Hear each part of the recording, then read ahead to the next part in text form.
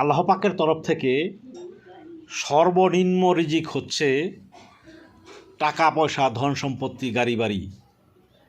আর সবচাইতে ভালো রিজিক হচ্ছে যে আপনি শারীরিকভাবে সুস্থ, আল্লাহ আপনাকে সুস্থতা দান করেছেন।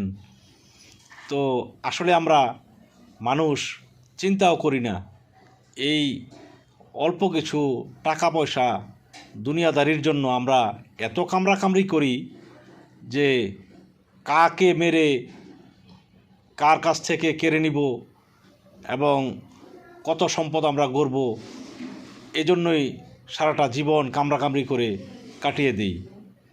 এই জন্য আমাদের উচিত আল্লাহর শুকরিয়া আদা করা যে আল্লাহ পাক আমাদেরকে সুস্থ সবল রেখেছেন এবং হালাল রিজিকের সন্ধান করা। ধন্যবাদ।